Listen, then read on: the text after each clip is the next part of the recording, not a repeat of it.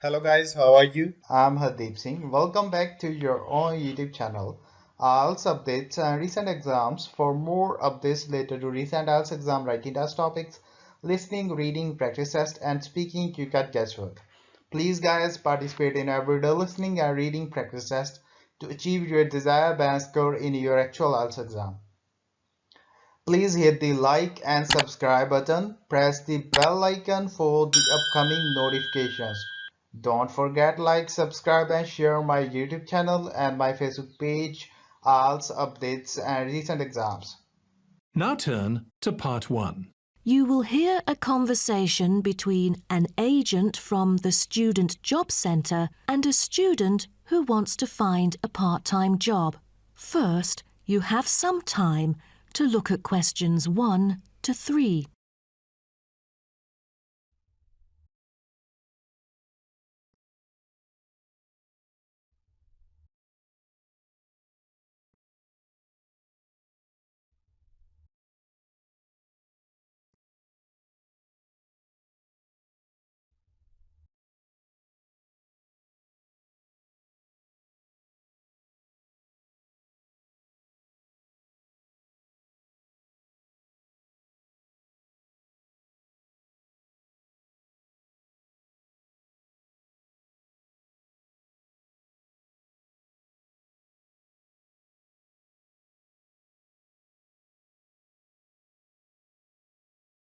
Now we shall begin.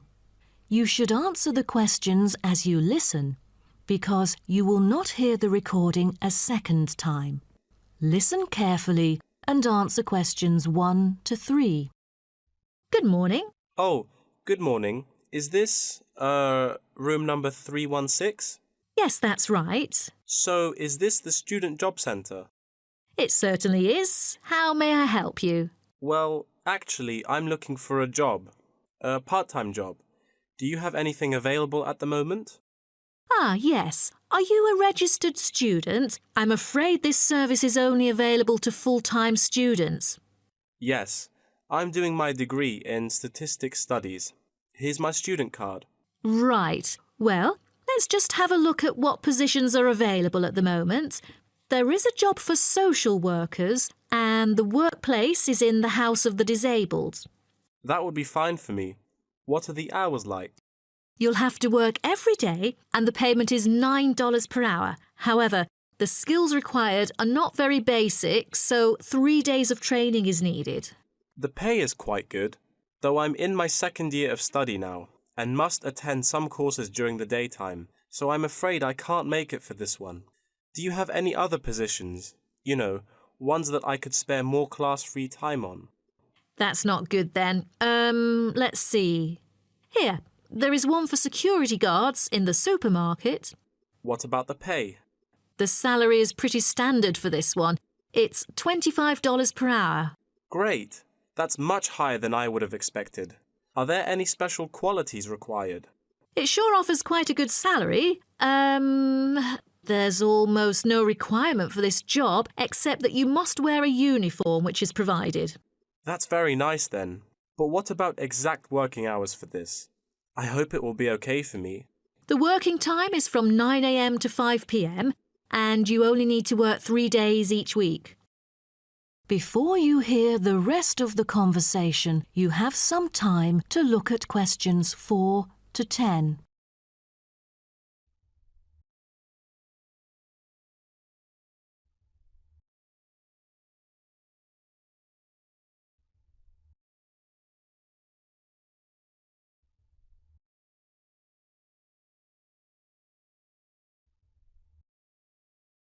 Now listen and answer questions 4 to 10. That sounds like fun. But unfortunately, I've got other arrangements during the weekdays, so that's not possible either, I'm afraid. Well, I think we do have something else for you. Yes, here it is. There is a vacancy for a van driving position in a furniture company that might suit you. What is the working time for this one? On the weekends? No, it's night work. That's good to hear, 'cause I'm available for most of the late hours.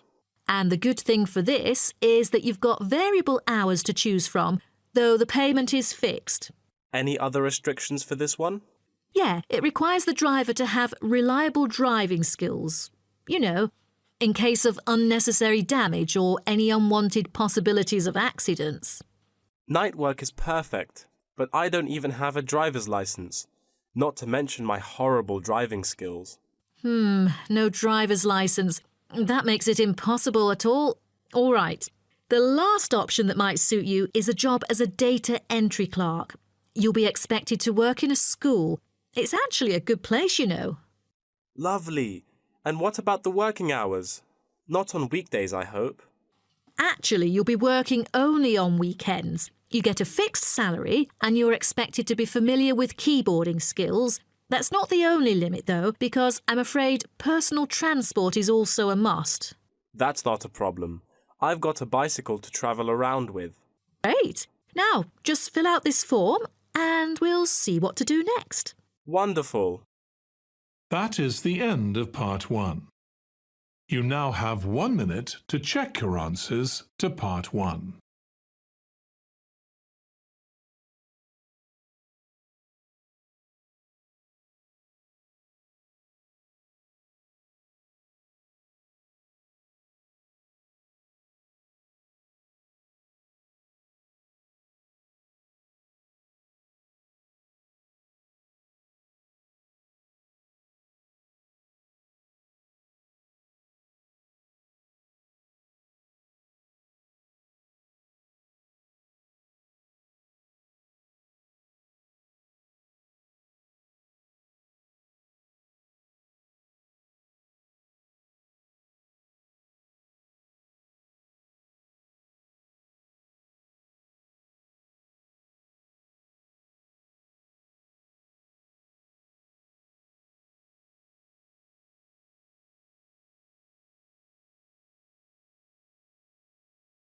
Part 2.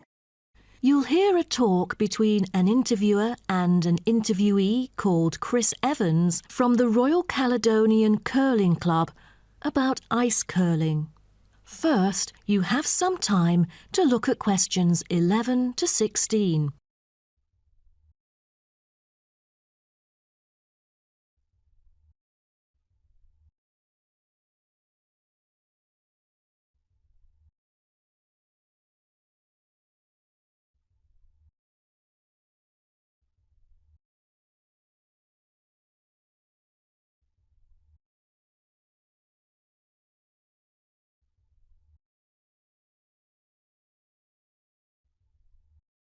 Now listen carefully and answer questions 11 to 16. Today, we're pleased to have on the show Chris Evans from the Royal Caledonian Curling Club. Now, let's welcome Chris to tell us something about ice curling. Chris, please. Thank you. It's my honour to briefly talk about ice curling here to all of you. So let's start with what curling is. Curling is a sport in which players slide stones on an ice rink towards a target area which is segmented into 4 concentric circles. 2 curling teams consist of 4 players, the lead, the second, the third, and finally the skip. The captain of the curling team and its players will throw their stones in the order stated above. Each team has 8 stones.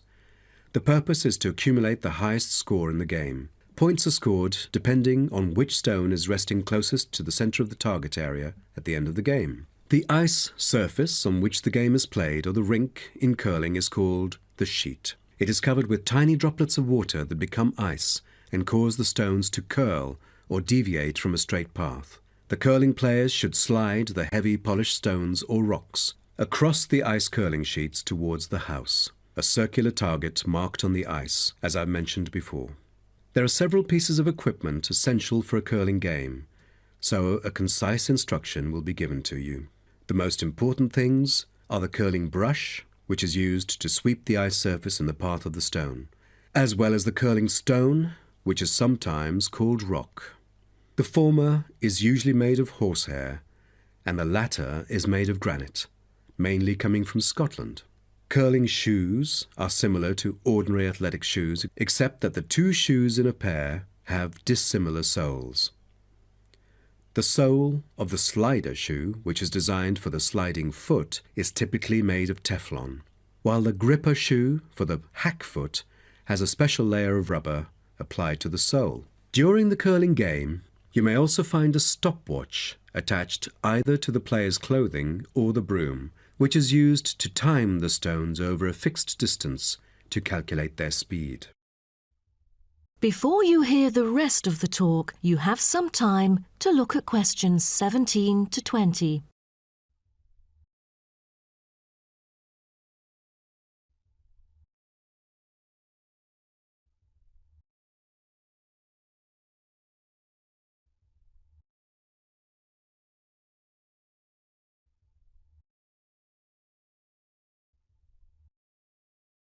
Now listen and answer questions 17 to 20.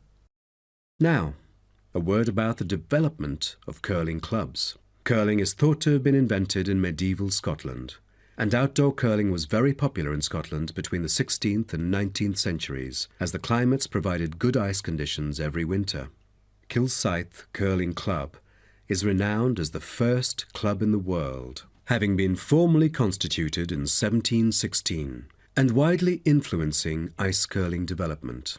In Kilsyth today, both men's and ladies' sections are thriving, participating in all major competitions and having won championships in the British Open in the past. The mother club of curling, Grand Caledonian Curling Club, was instituted in 1838 for the purpose, not as such to attract people's interest, but to regulate the ancient Scottish game of curling by general laws.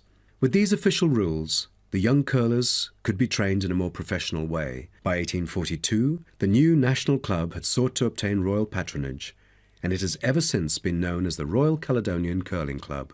However, many sports, such as athletics and tennis, were frowned upon as being too recreational and not practical enough, so the Crown banned them by law during the 1300s, in the hope that men would instead practice the archery skills that were seen as vital to the country's defence, and the ban was lifted in the 17th century. So, do you know the reason for curling being kept during the 16th century? Is it because it was so popular, or because people from all ages like children could play it? The spirit of curling dictates that one never cheers mistakes, misses, or gaffes by one's opponent. And most importantly, all the team members should strictly follow the instructions of their captain, which is essential for men in battle. Curling was brought to Canada from Scotland, and some curling was played informally before 1800. Curlers often used iron curling stones made from melted materials such as cannonballs rather than granite until the early 1900s, because there were transport problems importing granite stones from Scotland. That is the end of part 2. You now have 30 seconds to check your answers to part 2.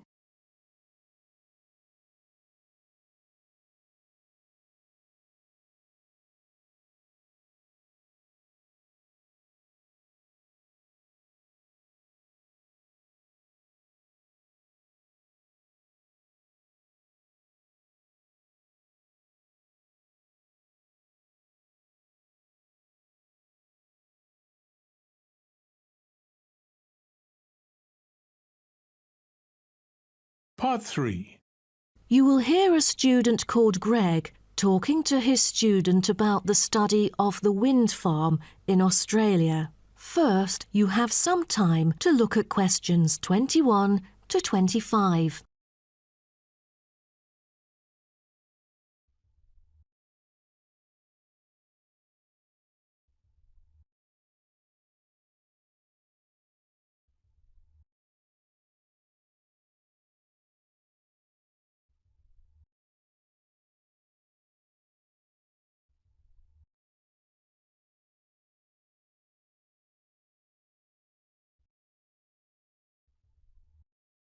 Now, listen carefully and answer questions 21 to 25. OK, Greg. So I finally managed to read the article you submitted, the one about the study of the wind farm in Australia. You did? Great! What did you think of it? Yeah, I was a little confused at first because of the background information you failed to present on the paper. I mean, it's kind of important for you to give some general knowledge before you start actually writing on the main theme. Oh, I was thinking of doing that during the presentation session, but now that you have mentioned it, I could add it to the beginning of the essay. I've done some research on that, to think about the different ways that people use wind. Wind is one of our cleanest and richest sources of power, as well as one of the oldest. Windmills began to be used in ancient Iran back in 7th century BC. They were first introduced to Europe during the 1100s, when armies returned from the Middle East with knowledge of using wind power.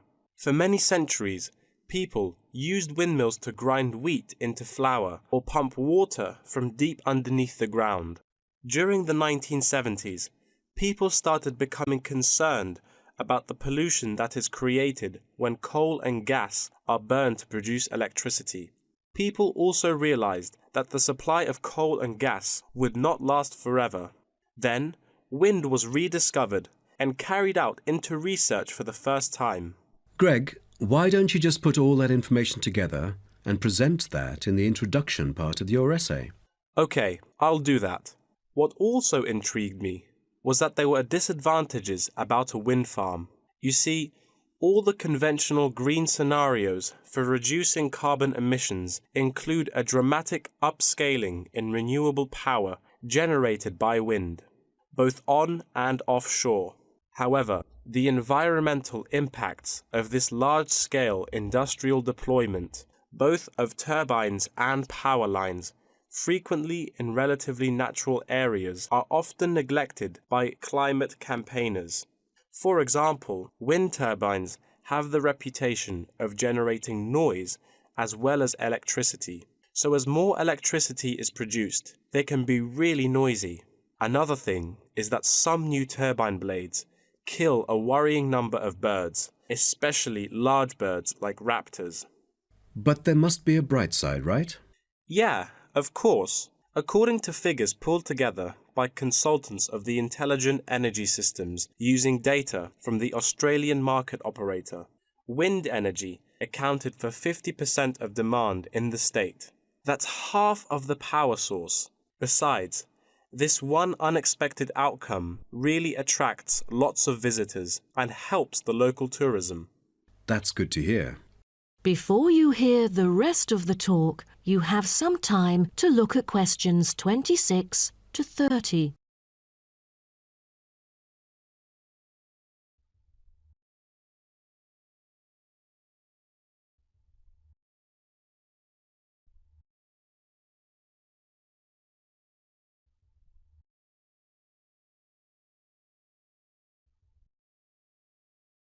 Now, listen and answer questions 26 to 30.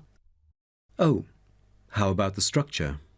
Offshore wind farms consist of a number of connected elements. These include the turbines, foundations, array cables, offshore substation, export cable, and onshore substation and infrastructure. Just a single one of these giant wind turbine blades, produced by manufacturer Siemens, is almost as big as the Airbus A380, the world's largest plane.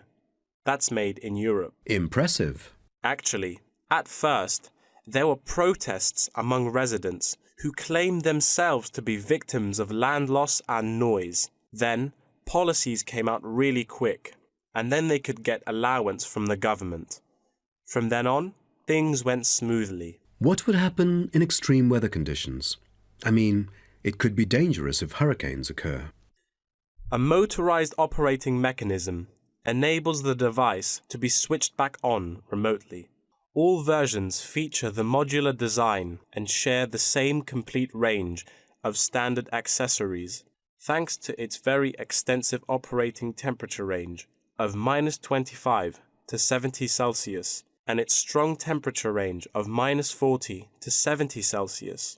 It is ideally suited for use in wind turbines under extreme climatic conditions, though they do have an option to lower the speed of it. Wonderful. Then, what were the fans, or turbine blades, made of? Is it a special kind of metal? No, they were too heavy. Wind turbine blades must be strong, light, and capable of operating for decades without much, if any, maintenance. Fiberglass is one of the main components of many large-scale wind turbine blades. The material is used because it is lightweight, easily shaped, and not too expensive. Another material used to make longer turbine blades is timber. This material is too expensive to use amongst all the blades, but on the longer blades, it's used to help reinforce them because it is stiff and light. That is the end of part 3. You now have 30 seconds to check your answers to part 3.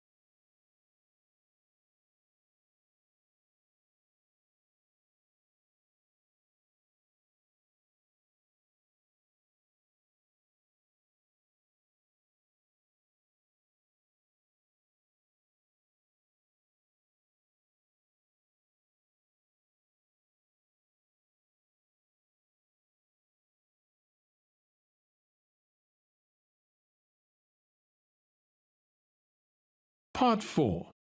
You will hear part of a lecture about tea tree oil. First, you have some time to look at questions 31 to 40.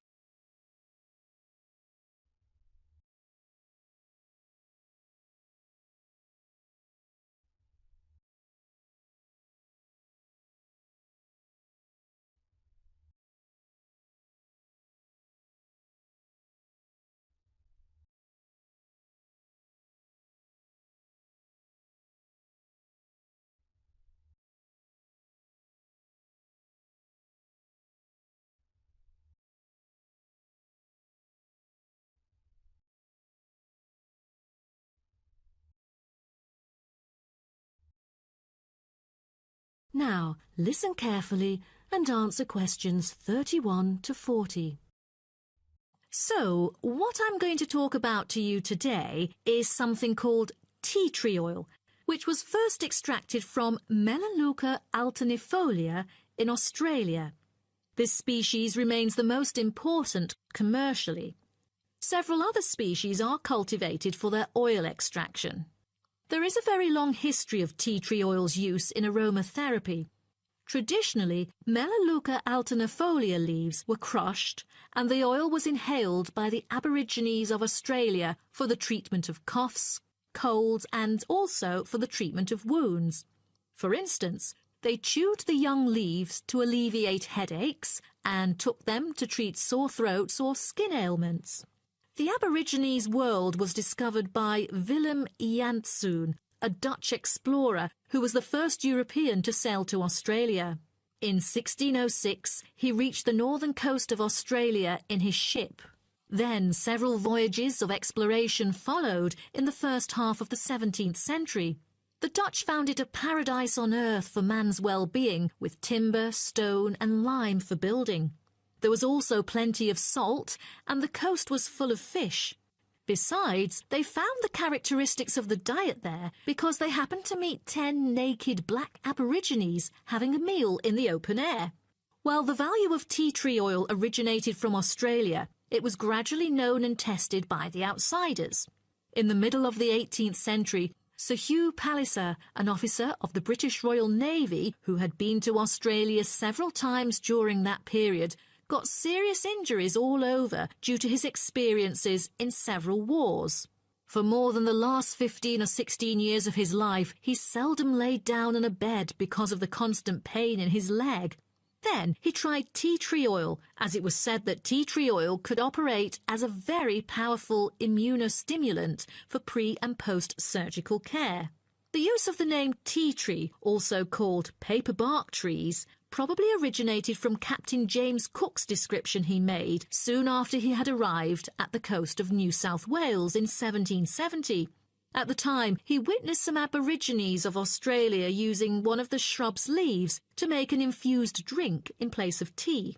In the 1920s, some human clinical research and the documentation of many benefits associated with tea tree oil were credited, which were made by Dr. Arthur Penfold, an Australian government chemist. He investigated the business potential of a number of native extracted oils, then reported that tea tree oil was promising as it exhibited powerful antiseptic properties.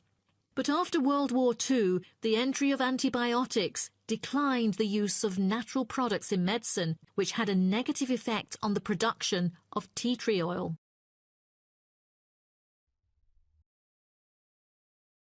As such an important and valuable material in the world, how is tea tree oil produced? I think most of you are curious about this. Tea tree oil can be extracted in some different ways, but the most traditional way is steam distillation. Once harvested in winter, when the amount of required essence in oil meets the needs for production, the finely cut trees are transported to a steam distillation facility. The extraction is made by distilling the leaves in specially designed stainless steel stills along with the stems to yield pure oil. The water-filled boiler is heated and constantly monitored to maintain the correct temperature. Both the steam and oil evaporate and then condense as they run through a pipe into the collecting container where the oil floats to the lid, while the water, because of gravity, goes steadily out the lower exit pipe. At the end of the hour, the oil is siphoned off through the upper pipe, while the condensed steam floats through the lower pipe towards the ground.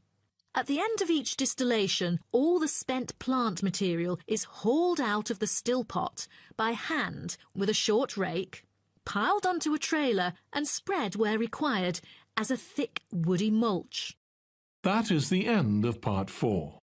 You would now have 10 minutes to transfer your answers to the answer sheet. So guys, don't forget like, subscribe and share my YouTube channel and my Facebook page. IELTS updates and recent exams. For more updates related to recent IELTS exam writing test topics, listening, reading, practice test and speaking, you got guesswork. Please guys, participate in everyday new IELTS listening and reading practice tests to achieve your desired band score in your actual IELTS exam. For more IELTS material, visit my official website www.ieltsupdatesandrecentexams.com. The link is given below in the description. If you need PDF files of latest IELTS material, then please join my Telegram channel. So guys, please write your score below the comment section. Again, thanks for listening. God bless you all guys. Stay tuned, stay safe.